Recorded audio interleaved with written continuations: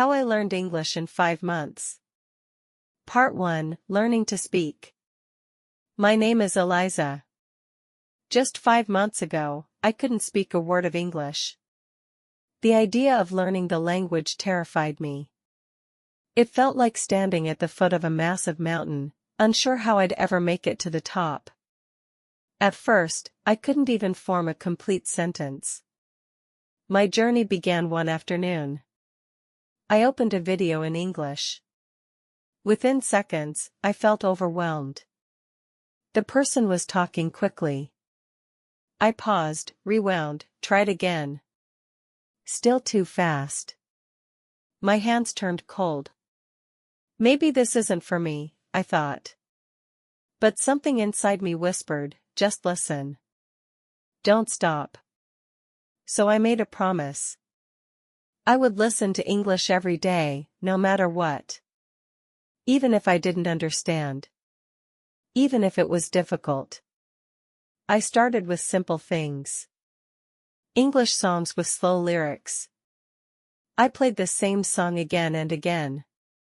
At first, it sounded strange. The second time, I recognized a few words. By the 5th time, I could guess what came next. A small victory. Next came children's stories. Easy words, slower pace. I followed the subtitles, trying to catch each word. My eyes moved fast, but my brain was too slow to keep up. I took a deep breath and let go of trying to understand everything. I just listened. After a few days, something changed. I heard apple, happy, and tree and didn't need subtitles. I was learning, without speaking a word. Some days felt like I wasn't improving at all. I listened and still understood nothing. My heart sank. But then I remembered, babies don't talk for years. They listen, and their brains work quietly in the background. I told myself, be patient. Keep listening. Slowly, my ears got better. I began to notice that some audio was too hard, others too slow. I tried different things, podcasts for learners, cartoons with subtitles, conversations between native speakers. I didn't understand everything, but I kept going. I listened during breakfast, while walking, even before sleep. After about a month, it happened. I heard a full sentence. And I understood it, without translating. I froze. For the first time, the words just made sense. My brain had clicked. That moment gave me real hope. But understanding was only half the battle. When I tried to speak, nothing came out. My mind went blank. Even though I knew words, I couldn't say them. Fear took over. I decided to practice by speaking to myself. I stood in front of the mirror and said, "Good morning, Eliza." My voice sounded strange. I laughed. Then I said it again. And again. It became my routine. Every day, I described things around me. This is a lamp. I am drinking tea. Quietly at first, then louder. It felt silly, but slowly, I got used to hearing my own voice in English. I recorded myself talking about my day. I listened. I sounded nervous and awkward. But I didn't stop. I learned from every recording. My sentences grew longer. I didn't just say, "I like apples." I said, "I like apples because they are sweet, and I eat one every morning." Speaking became easier. Part 2, Facing Fear. One day, I sat in the park listening to an English podcast. A woman pushing a stroller stopped and asked, "Excuse me, do you know what time it is?" It was such a simple question. I understood every word. I had heard it 100 times. I knew how to answer. But I froze. Nothing came out. I just smiled nervously and pointed at my watch. She thanked me and walked on. I stayed on that bench, feeling defeated, not because I didn't know the words, but because I couldn't say them. That evening, I faced the truth. I was scared. Scared to make mistakes. Scared of sounding silly. That fear was the real barrier. I needed to break it. But how? I had no English-speaking friends. I was too shy to join a class. Then an idea came to me, talk to myself. In my room. In my mirror. With no one to judge. And so I did.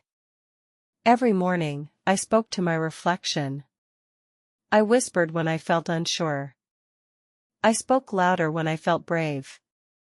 I described what I was doing. I'm brushing my hair. I'm making tea. It became my secret classroom. Then, I started recording my voice again. 1 minute a day. Talking about the weather, my plans, my feelings. I listened, noticed mistakes, and didn't let them stop me. I told myself, mistakes are teachers, not enemies. My confidence grew. I wasn't fluent yet, but I wasn't silent anymore. Even after all that practice, I still had one big fear, speaking to real people. Not to my mirror. Not to recordings. Real people. So one evening, I downloaded a language exchange app. I created a profile. My hand shook as I typed, "Hi, I'm learning English.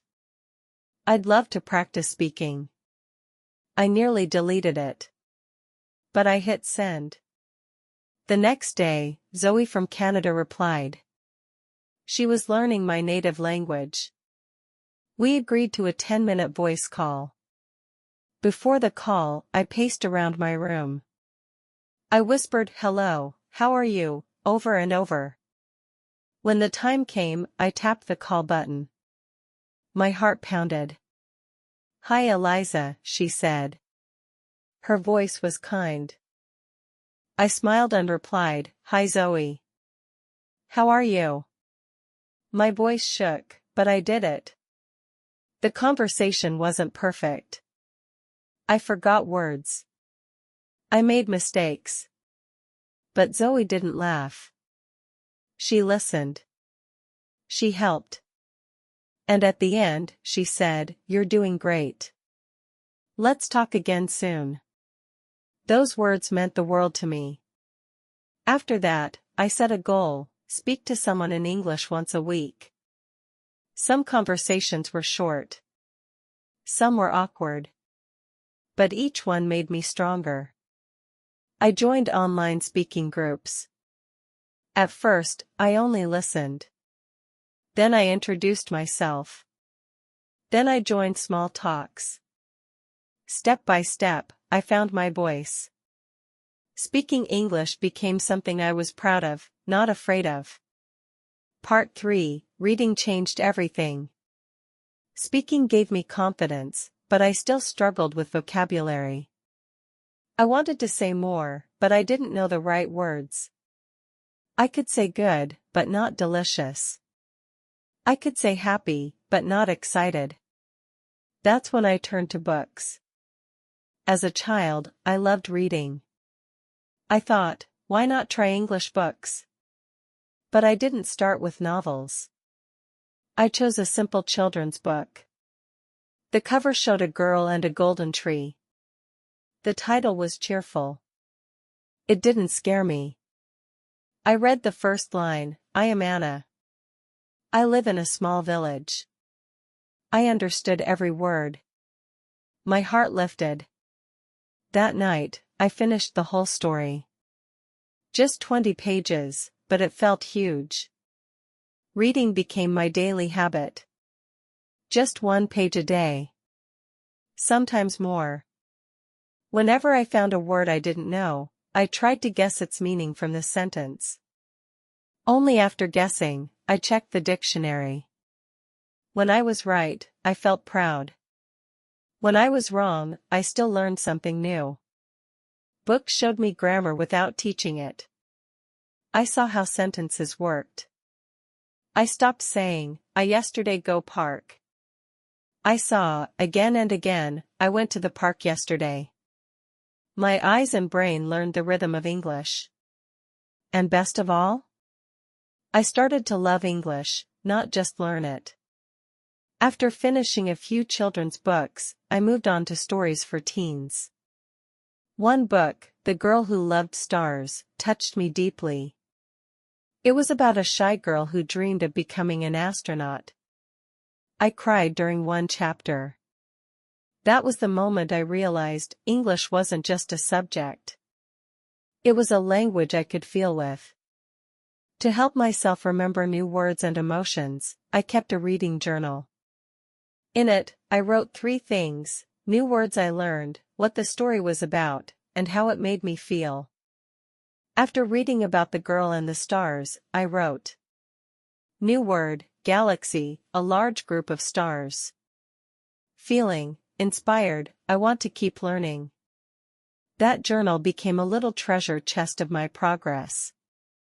On hard days, I'd read old pages and smile at how far I'd come.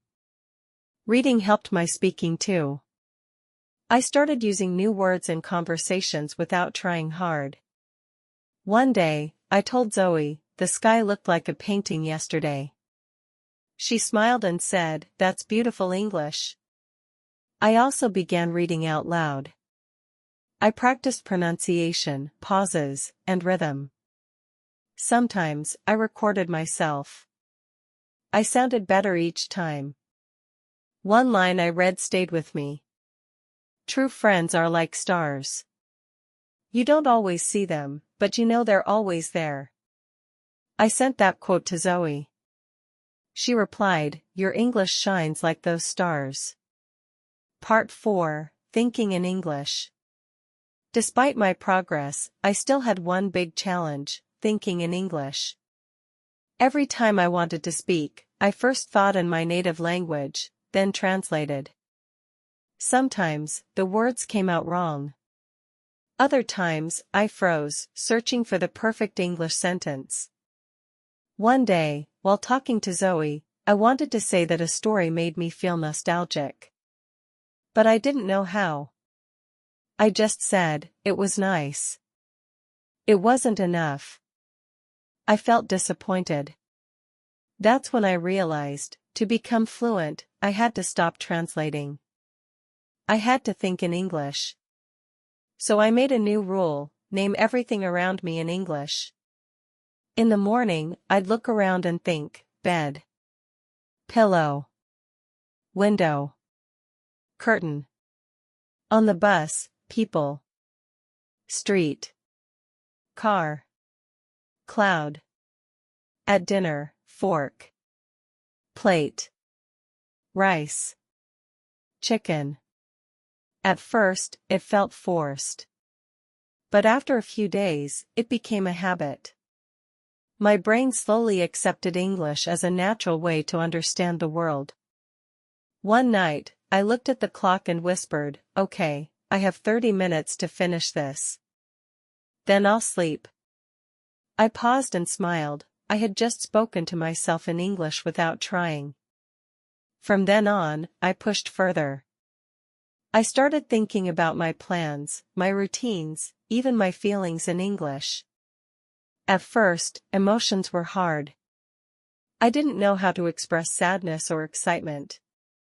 But every time I felt something, I searched for the right word in English. And when I found it, I kept it forever. Zoe gave me a challenge: try to spend 1 hour a day thinking only in English. No native language allowed. The first time I tried, my brain kept switching back. But I kept going. If I didn't know a word, I found another way to say it. I didn't know the word for groceries, so I thought, "I need to buy food for dinner." It worked. I started small, 10 minutes, then 30. After a while, I stopped needing a timer. Thinking in English became natural. One afternoon, I was reading in a cafe when I heard two tourists asking for directions. Nobody was helping them. Without thinking, I stood up. "Hi, do you need help?" I asked. "Yes. We're looking for the museum," one said. "Go straight and turn left at the traffic light." "It's near the park," I replied. They thanked me and walked away. I sat down, stunned. I had spoken and understood without translating, instantly. That moment changed everything. English was no longer a school subject. It was the language of my thoughts, my feelings, and my life. From then on, conversations felt easier. I could follow them without stress. Writing became smoother. Listening was clearer. All because I had trained my mind to live in English. Part 5: Real-life practice and inner growth.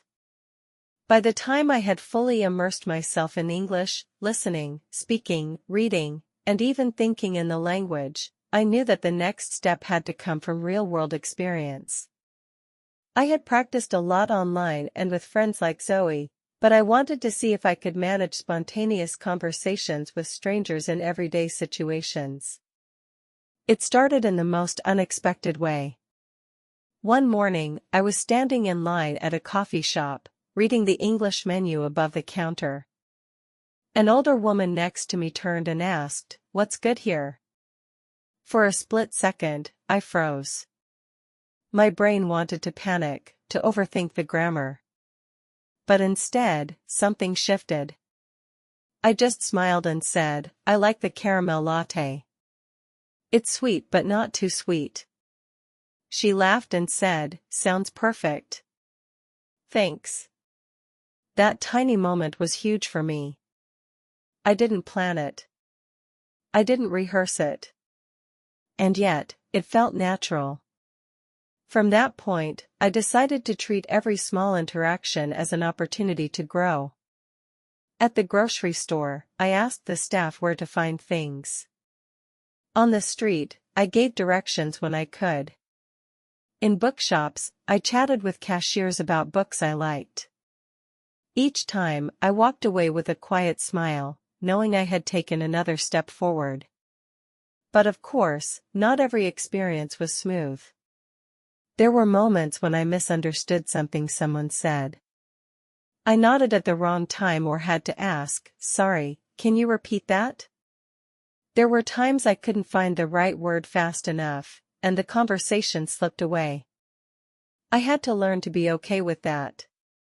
Zoe once said, "Native speakers make mistakes all the time. They forget words, they correct themselves mid-sentence.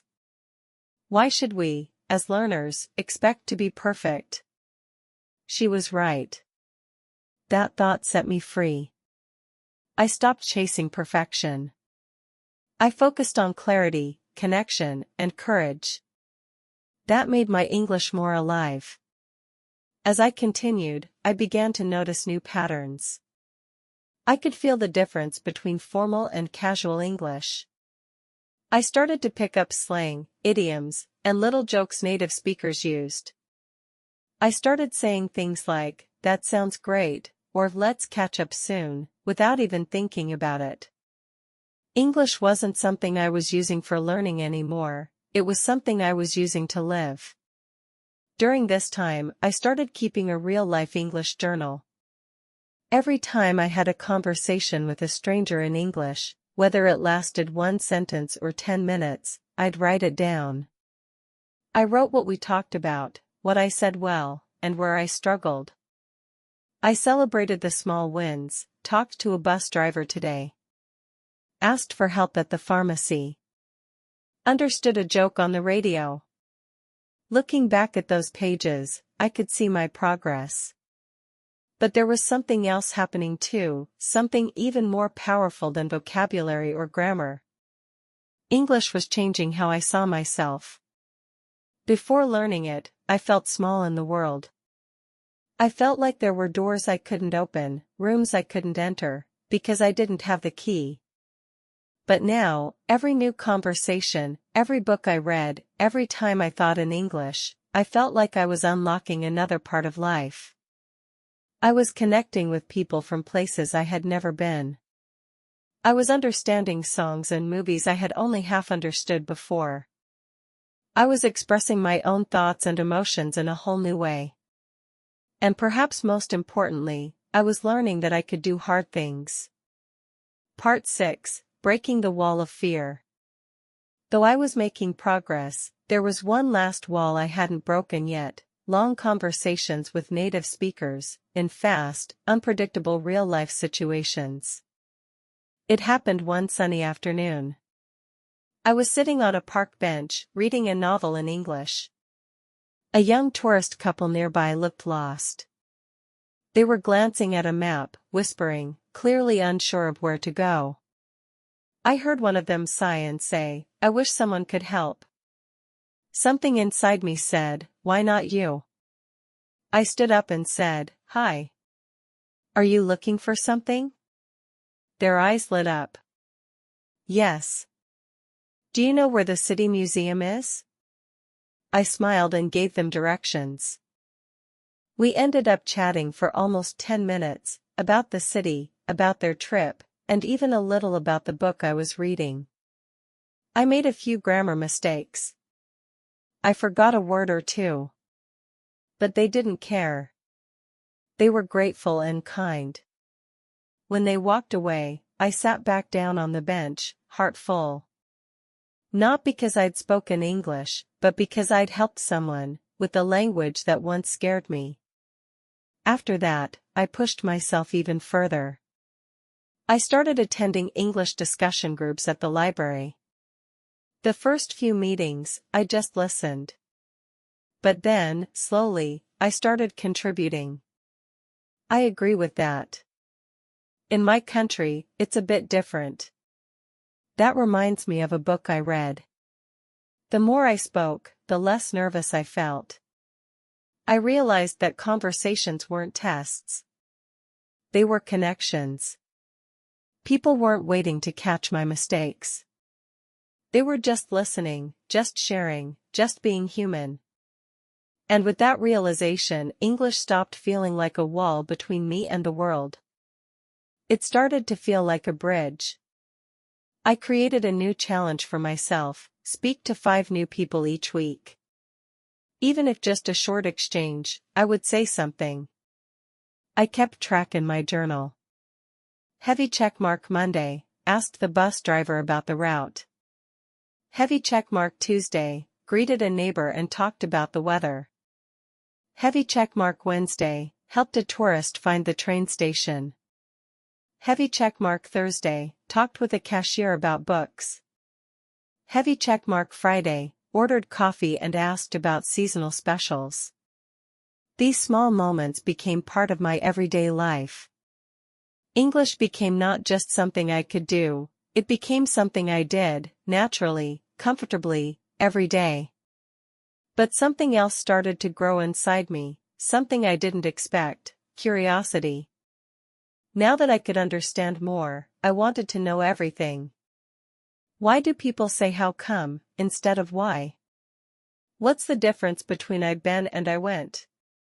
What does "beat around the bush" even mean? I started writing down questions. I searched for answers. I watched YouTube channels about English idioms and expressions. I even started following English-speaking comedians. Humor was the next level, and slowly, I was getting it. One night, I was watching a stand-up clip. The audience burst into laughter at a joke. And so did I. I didn't need subtitles. I didn't need someone to explain. I got it. That moment made me laugh harder than the joke itself. That's when I knew, English wasn't just a tool for school, or a skill for travel, it had become part of my sense of humor, my emotions, my identity. Part 7. Becoming fluent, becoming free. By the time I reached this stage of my English journey, I no longer felt like a student learning a foreign language. I felt like someone who had moved into a new country within their own mind, one where English was not just a language, but a way of being. It began with little signs. I was standing at a bakery one morning, deciding between pastries. A man beside me looked confused and turned to me. "Excuse me," he said, "do you know which one is filled with custard?" I answered without thinking, "The one on the left, those are custard. The right ones are cherry." He smiled. "Thanks. Your English is really clear. Are you from here?" That question made me pause. No, I wasn't from here. But in that moment, in that language, I belonged here. After that, I began to pay attention to how often English had slipped into the cracks of my day. I no longer needed to remind myself to think in English, I just did. I no longer had to search for words to express emotions, they came. I began writing emails, messages, journal entries in English without realizing it. Even my dreams had started coming to me in English. One night, I dreamed I was traveling alone in a quiet town. The signs were all in English, the people I met spoke English, and I responded easily. In the dream, I wasn't worried about grammar. I wasn't translating. I was just there. Speaking, moving, understanding. Living. When I woke up, I wrote in my journal. This is it. English is no longer a subject I study. It's a part of who I am. But the most beautiful moment came one Sunday afternoon. I was in a library that had become my favorite quiet place. I liked sitting there by the windows, where I could read or write with a view of the garden. That day, a small event was being hosted in one of the back rooms, a storytelling circle in English, open to anyone. I saw a flyer on the desk. Without thinking much, I signed up. When my turn came, my heart was racing. My palms were sweaty. But I stood up, took a deep breath, and told a short story about how I once froze in a park when a stranger asked me the time. About how silence was my first reaction to English. And how everything had changed since. People laughed in the right moments. A few nodded. And when I finished, they clapped, not politely, but with warmth. One older woman came to me afterward and said, "You've got a lovely way of telling stories. Thank you for sharing yours." I smiled. Thank you. English used to scare me. But now I think I'm in love with it. And I meant it. That event gave me something deeper than confidence. It gave me ownership. I no longer felt like English was something I borrowed. It was something I had built, brick by brick, word by word, mistake by mistake. I began mentoring others more often. I joined forums where language learners asked questions, and I answered them with examples from my own path. I told them, start small. Celebrate the quiet wins. Read what you love. Speak even when you're scared. The joy of helping others grew into something unexpected. I started a blog, nothing fancy, just a small website where I wrote weekly posts about learning languages, building habits, and managing fear. I wrote entirely in English. To my surprise, people read it. Some messaged me. Others left comments. One from a girl in Japan read, "I thought I was the only one scared to speak. Your story gave me the courage to try. Thank you." Another from a student in Turkey said, "You showed me that learning doesn't need to be perfect. It just needs to be honest." Those messages filled my heart in a way I can't describe. I began to realize something beautiful. English didn't just open doors for me. It helped me hold the door open for others. And that, more than anything, made all the struggles worth it. but I still wanted to grow. So I began exploring deeper English, literature, philosophy, podcasts with nuance and emotion. I read essays that made me pause, reread, reflect. I watched TED Talks and documentaries. I cried during English films without subtitles, not because I missed the meaning, but because I understood it. The language had moved beyond communication. It had become connection. One rainy evening, I was curled up in a corner of a coffee shop with a book of poetry in English. A line struck me so deeply I whispered it out loud. You do not have to be fearless to begin. You just have to begin.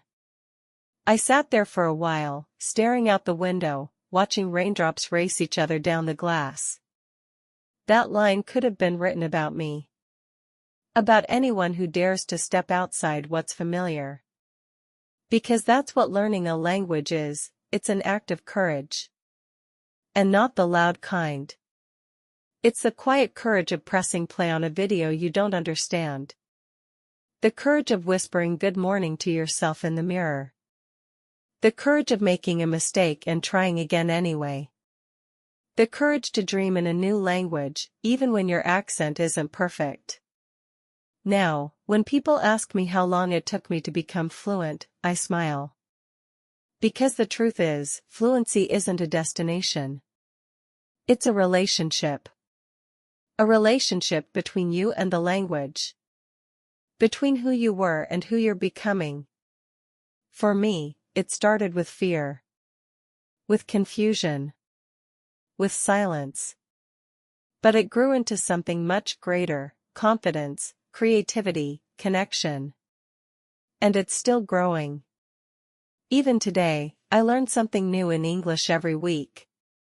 A word, a phrase, a better way to say what I feel. I read. I write. I talk.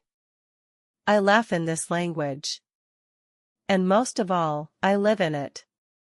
If you're reading this and thinking, I'll never get there, please know this. You will. If you show up every day with even a small step. If you listen when it's hard. If you speak when you're nervous. If you read when you're tired. If you believe in your voice, even when it shakes. You'll get there. Because you're not just learning English. You're becoming someone new through it. And that someone? They're brave. They're growing. And they are unstoppable. Thank you for listening to this story. If you liked it, write about it in the comments and subscribe to the channel so you don't miss new stories.